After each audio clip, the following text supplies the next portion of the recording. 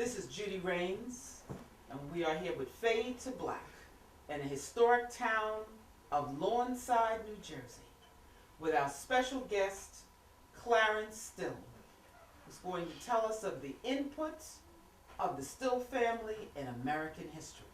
We're going to learn about the father of the Underground Railroad. So sit back, relax, and enjoy as we bring history to life for all of you out there and see and learn of the input of the Still family. Thank you. I'm Clarence Still. I was born in Lawnside some 80 years ago, and my family has been here since before I don't know when. But it is a historic journey, and we do feel that the story should be told. And before I tell you that, people often say, Still, what kind of name is a Still? That's not an African name. So let's go back. Our family came from Guinea, Africa. And in Guinea, Africa was a place where a lot of slaves were taken. And the Songhai warriors were always raiding the farms to get slaves and sell them in America. So my family, as a family, they had the chief and all the other people that went with it. And they contacted Bishop John Still in England. And he purchased their passage on a ship to America. So they arrived as a whole family, as a whole tribe, and they came directly here to South Jersey. They came up the Big Timber off the Delaware. And basically right here was the John Hugg plantation. Now John Hugg was a Quaker who was a very benevolent man, and he was very good to his slaves. And so as indentured servants, they were allowed to go different places to get work. And the way it happened is Levin and Charity Still family. They moved to,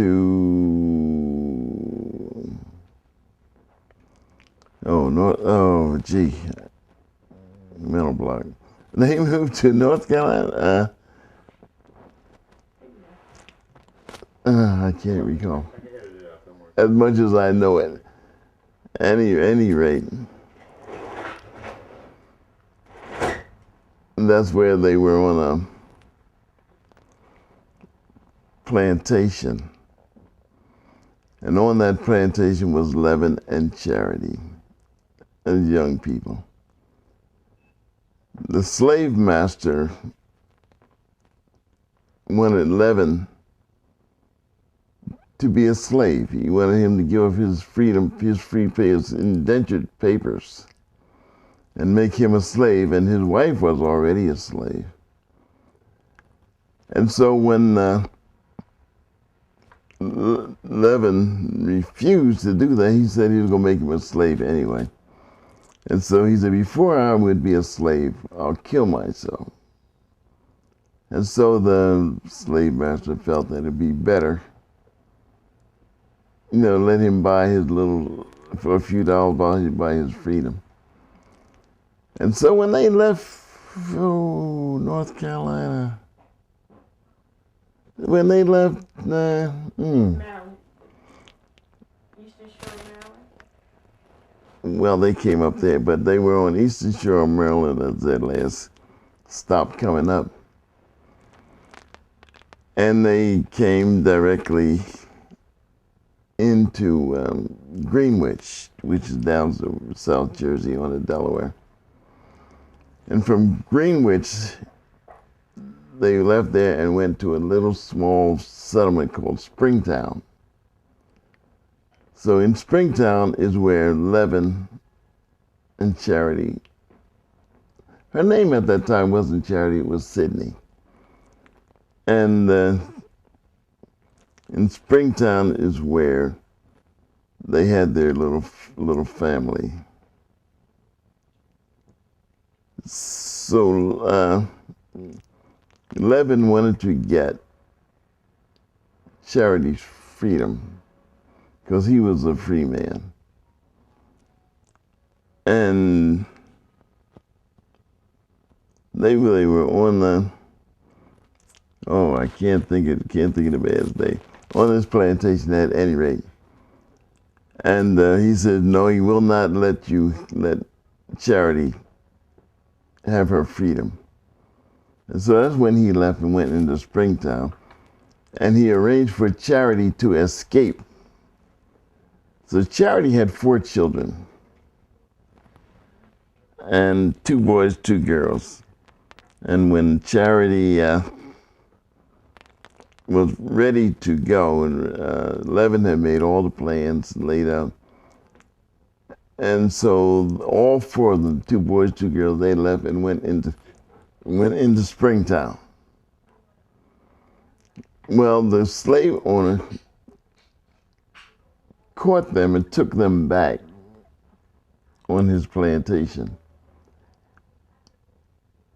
And he locked her in a little garret. He treated her very bad and trying to make her promise not to run away again. And so what she was doing around it was cooking him good meals and singing and talking and saying, oh, I'm not going to run away no more. I like it here much better. But at the same time, they were planning her next escape. So they planned to leave the 2 boys on the plantation and take the 2 girls because girls, they felt, would not do good in slavery. And so the time came, they went to Springtown, left the 2 boys. The 2 boys was Peter and Levin. And Peter is an important character in here. And they went to Springtown, and Levin got them together, and they moved on up here to South Jersey. Well, yeah, into Indian Mills. You ever hear of Indian Mills? Yeah. And so in Indian Mills is where they raised their family. They had 18 children. And out of the 18 children, 3 of them wrote books. Now, well, I guess I can take you back to where follow the trail of the 2 boys first. The 2 boys were sold down south, all the way down into Tuscumbia, Alabama, on Cyrus Griffin's plantation. And young Levin and Peter, as young boys, worked on the plantation, but Levin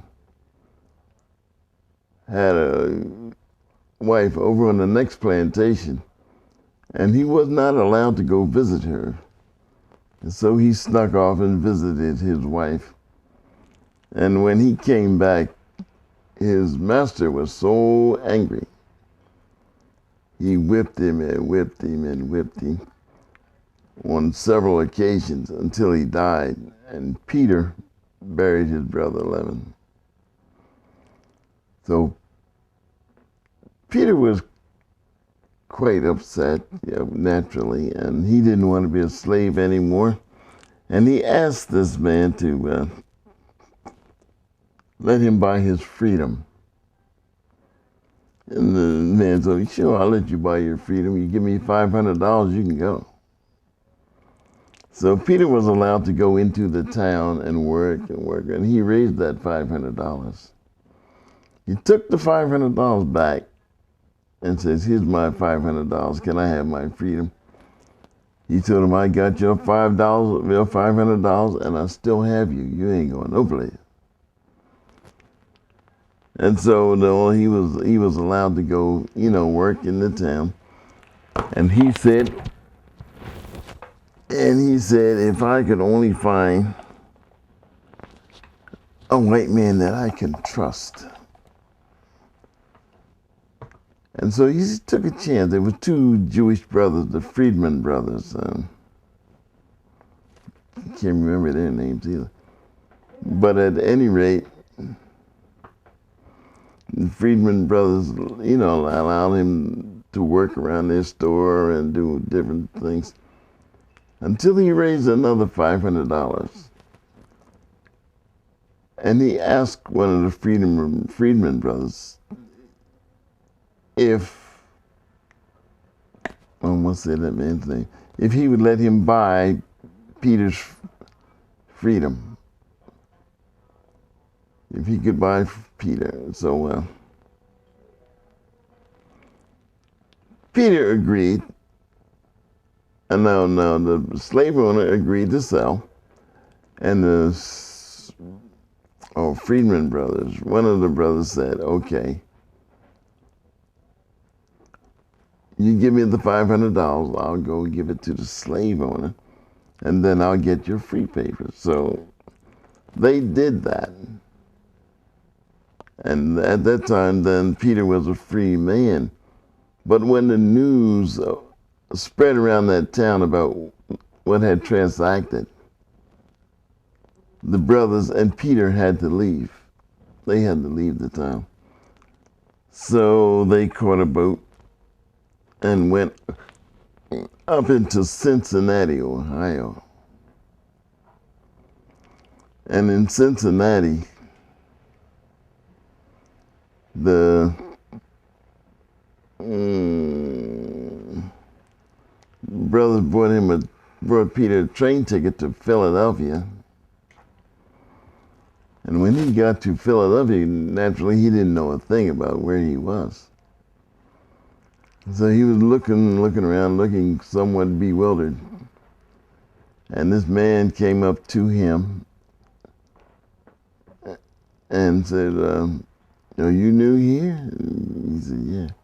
But he was so nervous he didn't trust anybody. He was afraid they'd sell him back. So the guy said, I knew what to do. He took him to William Still's office in Philadelphia. And as they sat in the office and Peter relayed his story to William, William says, that kind of sounds a little bit familiar. Kind of about like what his mother had told him about the two boys. So Peter got ready to run out of there because he didn't trust this guy, And so he just locked the door on him and held him in there, and they talked and they talked. So they began to realize after 40 years, William had found his long-lost brother. So he took that brother to Indian Mills to meet the parents, the mother and the father, and everybody was so happy and jumping up and down. He was back. But he had to tell them about Levin's fate. And so this is the part in the play where Peter and William meet that's really begins to tell the whole story about what went on. So William, being one of 18 children, he was the youngest.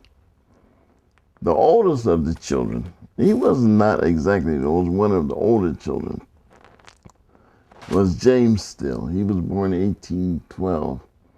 William born in 1821.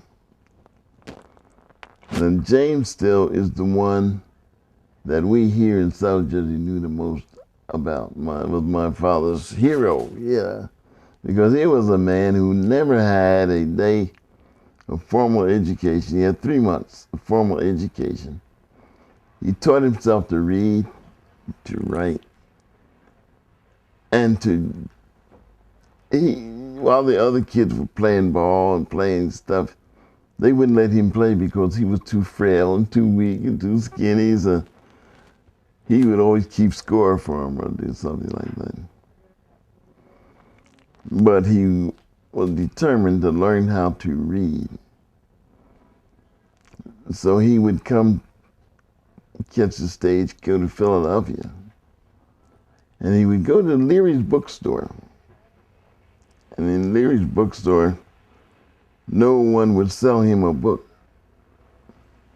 But there was one kindly gentleman who gave him a book he had on botany.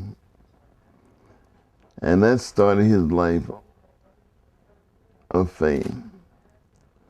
Now, he was known as the Black Doctor. He was known as Black Jim, the Doctor of the Pines. You probably never heard of none of these names. But he could cure cancer without any surgery. He would concoct all of his herbs. He would make up all of his tinctures and everything that he would use. It was all made, but he could cure cancer with this stuff. And so at the time of his death, he was the third wealthiest man in Burlington County. He had people lined up around his house waiting for his treatments. They came in their buggies and they came walking. They did everything. But he was the one they wanted to get his cures. And apparently he was quite successful. Now he wrote a book called A Recollection of Dr. James Still. I don't know, did I bring one of them books? At any rate, he was a wealthy landowner. He well-traveled. He was a writer. He wrote poetry. He was a very well-rounded man. And his house, well, the office building that stands there now is where we have the bus tours and everything. It's a historic site for the state of New Jersey. Now, his brother, Peter, in telling his story of his trials, and he talked to a woman named Kate Pickard. And Kate Pickard recorded all of this and put it in a book for him. Now, I have a copy of that book. I have a copy of all the books that I've talked about, laying right here. Now, in the Civil War over 1865, and in 1870, William felt that the hostilities was over, and they were relatively safe. So that's when they began to tell all of this information about the Underground Railroad. And in 1870 is when they had the first Still family reunion. And this year we will have our 140th Still family reunion. And James Still had a son named James Still Jr., who was the third black to graduate from Harvard Medical School. And a couple of years ago, they wrote this book, and we were invited to it because it's about the blacks who graduated from Harvard. And I think my throat's about to give up. At any rate, we'll try to get a little bit more in here. Okay, now I'm going back now to the John Hug plantation, where all this family is. And this particular site where we are right now was where 3 plantations came together. And the slaves walked from their job and they built their homes here. Now, where the Hug plantation was The soil was very poor, very sandy, hilly. It wasn't anything that would be conducive to growing. And so the slaves came over here and raised all the crop for they had mostly livestock. And so, of course, they laid out all the roads. They built their houses. Everything was all laid out right here. And in 1850, Ralph Smith bought this section of land with the people living here already. And he named it Free Haven. This is where everybody would come. We had quite a collection of folks here. Yeah, well, Free Haven was the place where all the runaways, most of them going north, came right through here. Now, Peter Mott, I don't know if you heard the Peter Mott house. Yeah. Well, Peter Mott was the underground agent for this area. He was in contact with William Still as they were ushering those runaways north, and those who wanted to stay here stayed. And so the town, before it was known as Free Haven, before it was known as Snow Hill. Then went from Snow Hill and changed to Free Haven and changed to Lawnside in 1926. And so now that's why it happens to be an all-black community, because most of the people did stay here. Not many left. And most of the people here, like 95% of us, we were related. Oh, the Still family clan. And so our Still family reunions used to be held at Mount Zion AME Church from 1828. And so it would be a church service in the morning. You go downstairs and you have a big feast, and then another church service. Well, it went on and on. As each person died, somebody just kept it going on. So when Aunt Cassie died, I don't even know how I fell into the job, but we still got it going on. And so it was how I came across Charles Blockson. I don't know if you know him. Very famous man. From Temple University. And he was the one who kind of encouraged me to have the reunion right here, because I had some land to hold it like we did back in the old days. Because everybody was outside. And so it was. And so now it goes on and on and on. Now the way it works, we have had 2,000 people here, and we have fed them all. We don't charge anything. Don't charge for anything. And they just come and enjoy the day. They learn the history. Historians come by. Everybody does come by. Mm-hmm. There was one guy who wrote about John Hogg Plantation, a historian. And he was the one who showed me Tabby Still's manumission papers. She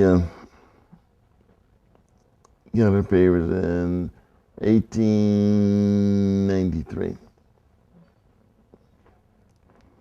She was the last Still on that plantation. So then, I don't know if you knew Giles Wright or not, but we used to put that in our bus tour to go to the site of the plantation. And it still looked pretty much the same like now as it did then, with a lot of sand, hills. And that's the way it goes. Any questions? Because I'm running. Any questions? You want to start off with the family reunion? I wanted to start off with the family reunion, and as far when they have the family reunion, I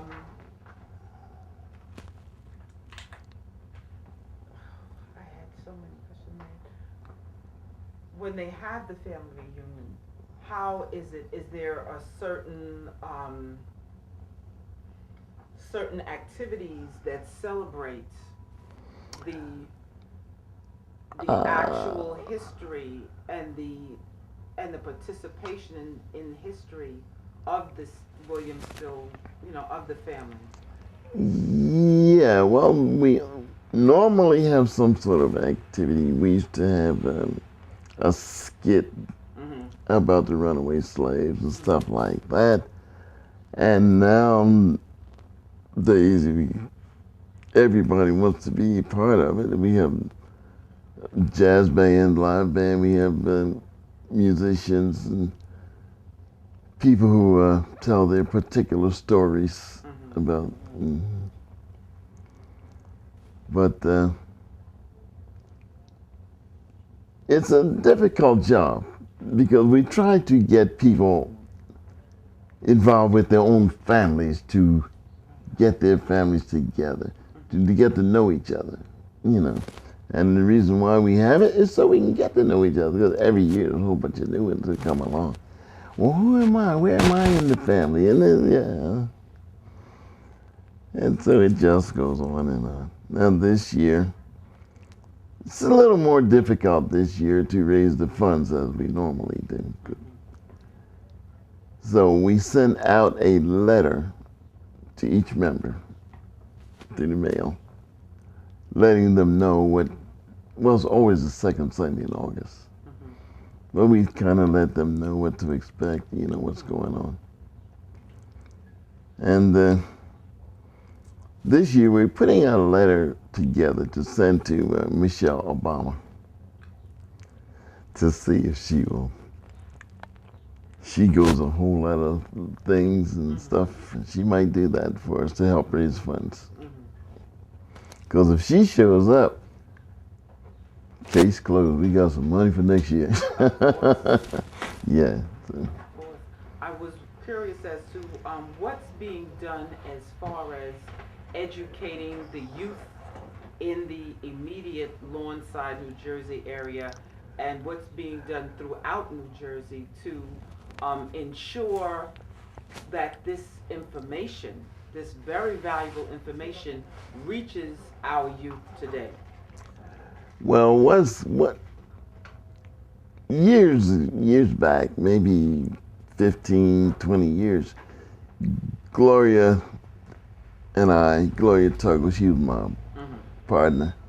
We would go to, I don't know which university we haven't been to, or which church we haven't been to telling this story. And all the schools. I'll tell you one unfortunate thing is mostly the white kids are more interested. They're the ones who care more about what's going on. And why would you say that based on the questions that they ask, based on the way they approach the topic? Why would you feel that the African American child has less interest in his or her history? Is that due to conditioning, or why do you feel that way? Well, I feel perhaps that particularly here, everybody's so close to the sources, so nobody pays it any mind. But to the other communities now, they feel that this is really something that happened in history. And the story. They usually want the story told. We would get called, oh man, calls. But Gloria's old and I'm old. I can't get around much anymore. I'm like old Duke Ellington.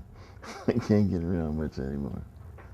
No. Judy, I think you should start with William Still. With William Still. Yeah, his role is comparing to Harriet and the impact. Okay, yes, I was going to get to how, in trying to enlighten and encourage today's youth, especially the African American children, to have more of an interest in their history, how can they see and understand the William Still history, the Still family history more when compared to Harriet Tubman, let's say? Well, let me tell you, Harriet Tubman and William Still were close buddies. They worked together. And because of her role with Civil War and all that, she became more out there. You know, she was a brave old lady. And of course, William Still, he was involved with the war, but he was at Camp William Penn, I think. And with her heroics that she was doing, it was more or less well known, whereas the Underground Railroad was such a secretive operation. Even here in this town, during my time, nobody ever mentioned, you know, because keep that secret. I used to say it was the best well-known secret in the world, you know. But now, as far as getting it to the school children, we used to go to the school and we would connect to several schools in the area every year and talk to them. But I think that's one thing that's the once a year deal is, not, you know, we're here 365 days a year. Yeah.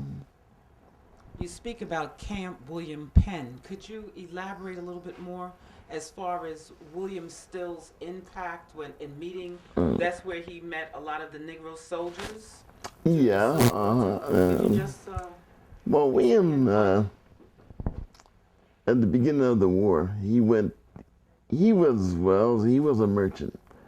He sold coal, he sold stoves, and he had a regular store.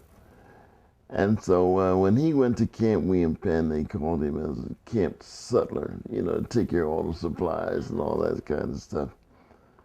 But when the war was over and he came back to Philadelphia to get his businesses going, there's one thing I didn't tell you. He ended segregation on the trolley cars in Philadelphia.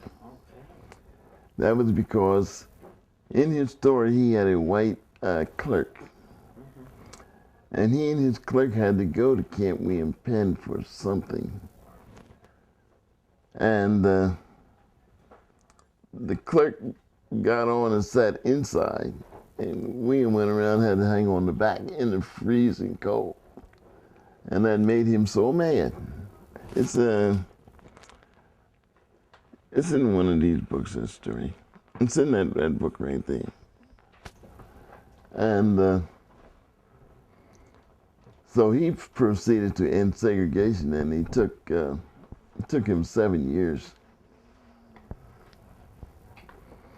But he did it single-handedly. With multiracial people. yes. And he had a group of, he had a petition. Mm-hmm.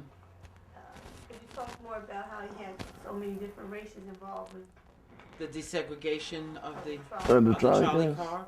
Because everybody just screams Rosa Parks, Rosa Parks, Rosa Parks. This story I've never heard. And, you know, the students need to hear that there was someone definitely before Rosa Parks. Way before Rosa Parks, yeah. And the story you say is in this book, Path of Freedom? No, in that white book.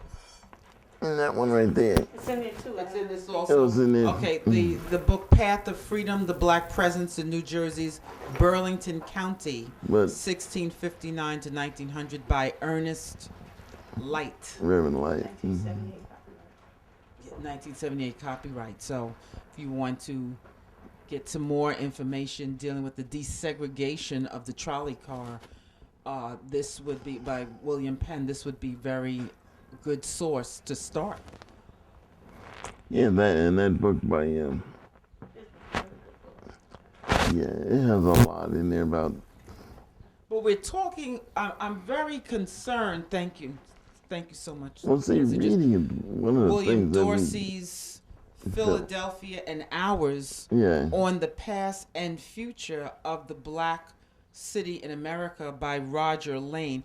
Are these books still available to us? I mean, I know I'm holding your copies, but Yeah, well, that book is, I know, because I had talked with Roger Lane on the phone when he was writing it, so it's not too far back. it's not too far. But I'm very concerned as an educator, again, about how to get the interest of the African American child. I mean, that's something that every parent and educator should be concerned about. Yeah, well, see, this is one of the things that we try to do, too. We have a lot of, but it's only on Stills Day that we have these things to draw the children in.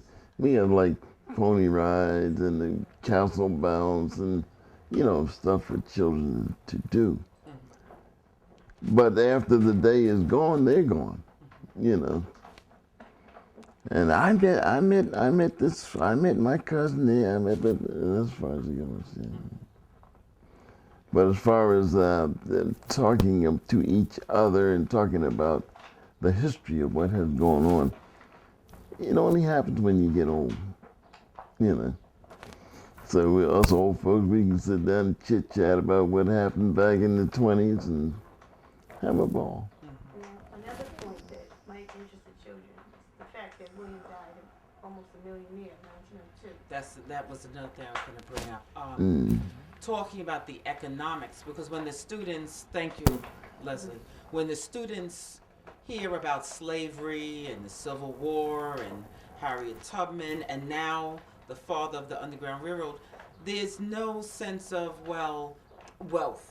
It's just, okay, we escaped the Slave Fugitive Act and, we made it north, and so we became what we became. We became teachers, we survived, we opened schools, but there never is any focus on our economical strength, our economical independence. And I think if there's more of an emphasis placed on how we rose up economically, I think that would also be of some interest to the students. What do you think about that? Well, I think that's a very good idea, and we always did try to get them to look towards education as a way out, as a step up. Even though everybody couldn't get to the top universities, but you can get out of high school. And you get out of high school, there's a chance you can get into college. Now, I wouldn't say that my family was extremely wealthy or anything like that. But my oldest brother, he was the first one of us to go to college. And he was one of the early Tuskegee Airmen. He was a flight instructor. See? But these kind of things we were very proud of because we know him. He and I used to fly every Saturday. We'd go and fly around all around. That was educational. It was very enlightening. And it would have been a way out. If I had wanted to fly one more hour, I would have had a pilot license. So now they would say, hey, you can go into commercial flying, and that pays good. There was another young girl here. She's a young still girl. She's in the Navy. She's a jet pilot. And she's looking to come out and be an airline pilot. But she's smart as a whip, though. So education was The key. the key and the main base for, you know, becoming very successful and just overcoming a lot of the obstacles and struggles that came the way of the family. Right, because it put you in with a certain caliber of people, certain class of people, people who are doers, you know. And if you're going along with the doers, you're going to do all right. Now, William Still, he left Lawnside at what age? William didn't live in Lawnside, but his brother Ed Still lived out here on Warwick Road in 1810, and he would always come out there. Where did William come from when he moved to Philadelphia? Oh, he came from Indian Mills. And he that's around teenage years? He was a teenager, and he went to Philadelphia. He worked in the newspaper office. He was a clerk in the office of the Freedom something. At any rate, as a clerk in the office, a lot of people came in, they left notes and messages, and that's how he began to collect all the stuff in his book. They were the notes that the slaves left about where they came from and what kind of work they did. All their narrations, yeah. Well, what encouraged him to, you know, just to gather all this information, and how long it must Well, have taken? see, the whole thing stems back to when his parents were slaves, you know, his mother and the father, and he did not want to be a slave. And so when James went to school for 3 months, he went to school for 3 months. He taught himself to read and write. James moved into Philadelphia to study with his two sisters. There was two sisters in Philadelphia. And William followed suit. You know, he went to Philadelphia, and that's where he got involved with the freedom thing. He was inspired because he heard the story of his two brothers, Peter and Leonard, being enslaved, even though they were free. He knew that his brothers were both enslaved, so he was keeping the vision. Plus his parents, his mother being a slave and all. How much of this story has been shared with the Schomburg Library? Have you gotten anyone reach out to get information about the story? And if not, would you be interested in, you know, culminating some kind of effort with the Schomburg Library? You know, with the Harlem Book Fair always happening and occurring in the summer, and the weekly awards, just to get the information out there that there was a family that did such significant contributions to our history.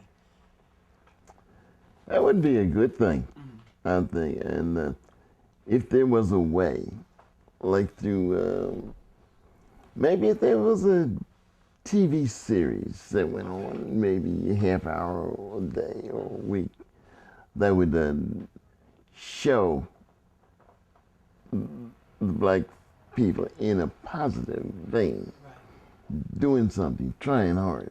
Yeah. I think that would have a pretty good impact. I think so too. And the fact that we were never allowed to loaf around or do anything. We were always busy. When I was 5 years old, I was working right down here on my grandfather's farm, turning sweet potato vines. Yeah. And we worked on farms for a long, many years. But we were never without a job. You know, oh man, come on, let's go, man. My favorite pal was Bill McCombs. He and I did everything together. Like when I was in high school and I got my draft notice. Report to your draft board. I said, no, I won't. I wouldn't volunteer. I said I would. I didn't want to be in the Army, gravel agitator. Didn't like the Navy. So I went in the Air Force. When you talk about William Steele and some of the stories in Yes. this book, I guess Henry Box Brown. That's Yes. William Steele opened up the lid to Henry Henry Box shipped Brown, himself yeah. to freedom. Wait a minute. Let's go back now. Let's go back. A Two. lot of students don't know the Henry Box Brown story, but I do. You're telling me the individual lifting up the top of the lid. Here's a man that ingeniously decided, I am so desperate for freedom, I am going to ship myself off. The person holding the lid is William Still? Yes, Yeah. in his book, that picture Yeah. in his book. Unbelievable. His- Unbelievable. Yeah, well, And people did all stories that. similar to that. to what extent did William Still have an impact or influence on what Henry Box, about with this whole situation of shipping himself off and Yeah, well, coming from where he came from, he was in slavery. And they felt when they got to Philadelphia, they were in freedom. And so they sent this package to William Still because they knew he knew what to do with it. unbelievable. Yeah. So. Unbelievable. And the other, some of the other pictures, like I would like to know the tie-in. I'd like the audience to know the connection with the gist of freedom is still faith. I know that Leslie Gist Etheridge wrote a book. I read the book. I was very happy. I read the book. I saw it as necessary information for the students in the public schools all over the United States, not just in New York, how this story connects with the William Still story, where the connection really happens. Yeah, how them things all came together. Well, we're working on a plan with Hollywood to write a story, a true story. And I have a niece, she's a writer out in California, and my lawyer's son is a producer. See, so they're together. They're together. So you might see it on the big screen. Oh, good. I'm really looking forward to that because, as you know, a lot of the children are very tied to videos and movies, and this may be a sure way to make sure that they experience, at least become more knowledgeable of their own history and take more of an interest. I mean, with the computer and all, how can the story even become more available through the computer, where the students are become more interested in researching on their computers the story. The pictures here of William Still, and I know that he became the father of the Underground Railroad. Who gave him that name? Who named him the father of the Underground Railroad? And to what extent has that name been, just shared with the rest of the world? That father of the Underground Railroad was given to him at his when he died, because of the work that he had done with the Underground Railroad and really built it up from no place to go to every place to go. He named his son after William Wilberforce, William Still. So William Still, he was able to reach people internationally. For instance, William Wilberforce, which is also the name of one of the first and oldest black schools. Oh, yes.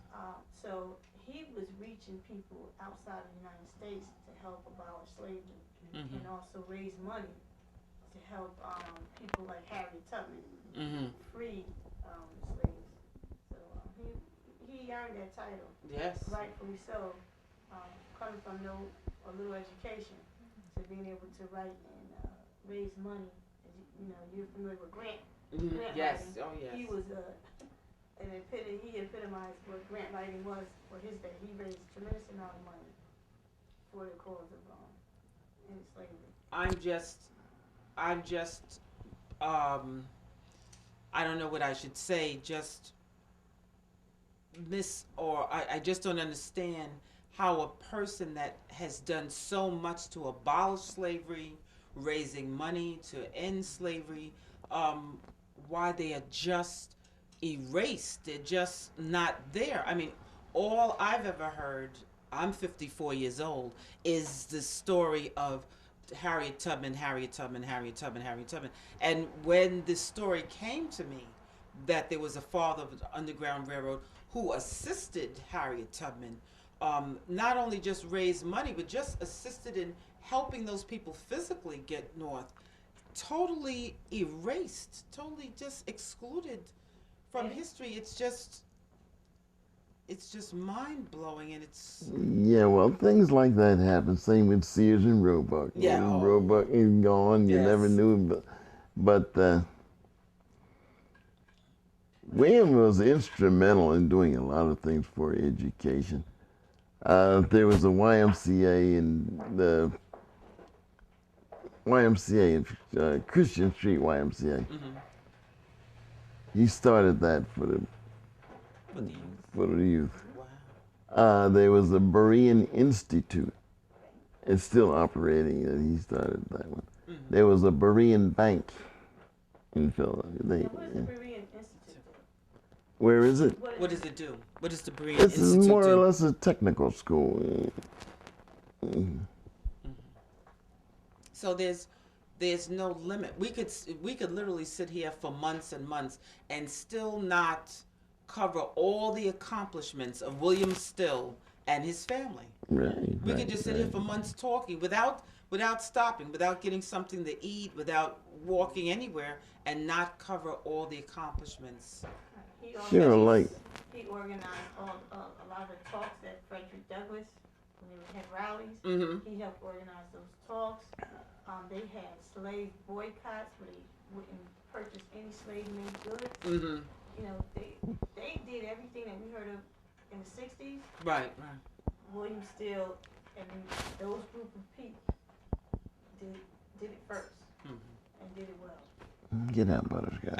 And this would Butterscotch is so adorable. This would in bringing out a movie on William Still, all of this would be exposed and just shared with the world to a point where, such as the book The Color Purple, more people started reading, more people started investigating on their own. Many hadn't even read the book by Alice Walker, but just from seeing the movie became more interested in the subject.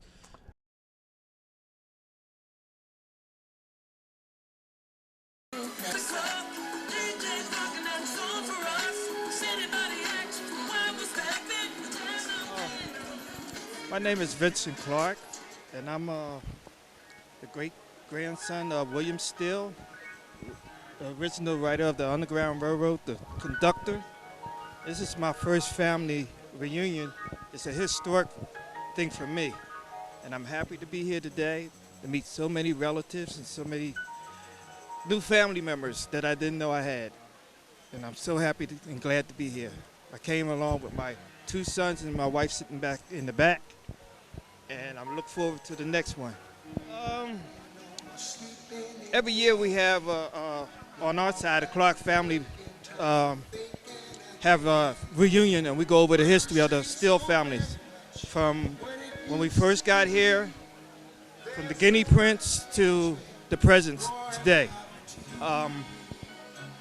We're told how we got here and the whole 9 yards, like going through the Underground Railroad. See, I'm from Philadelphia originally, so I know the tour of the Underground Railroad, you know, backwards and forwards. Now I go past, it's a sign on 12th and Pine Street. It's dedicated to my grandfather. And plus the African-American Museum has a story there too.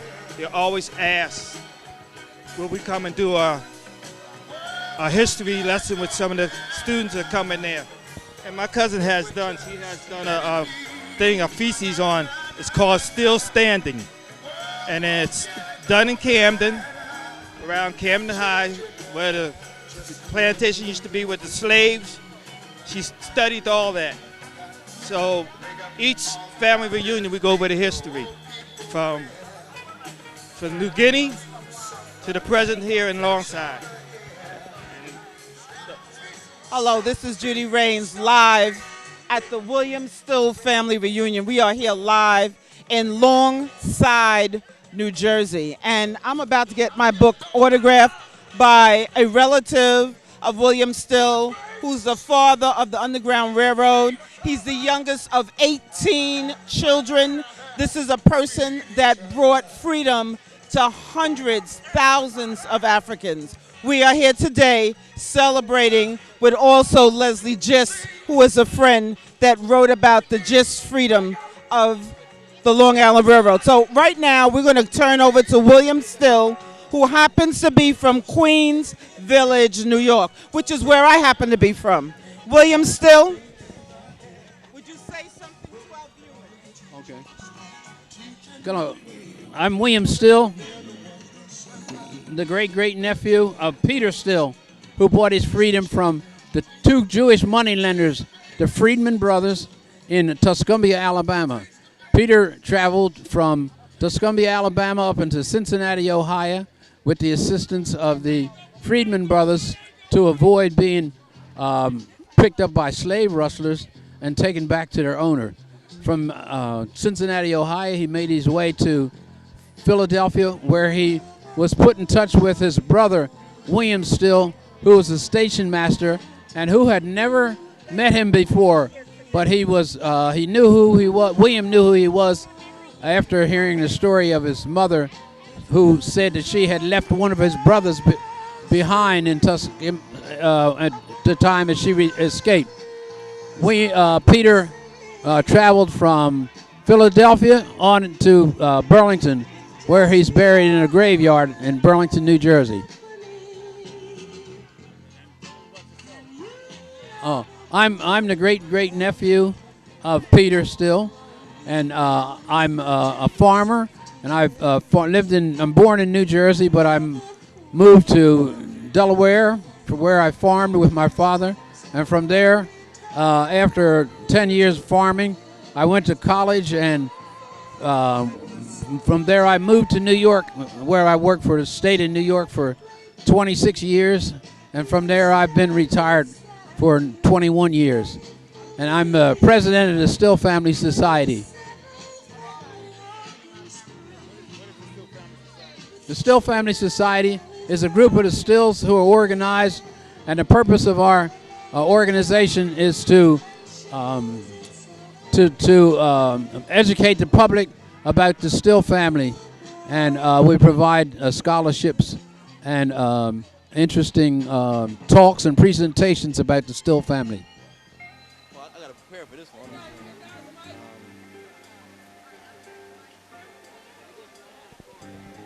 Okay. Tell me when I'm ready. All right. My name is Leonard Still, and I'm part of the Still family. I come from the descendants of the Gists and Peter and William Still, and I'm born 1981. My mother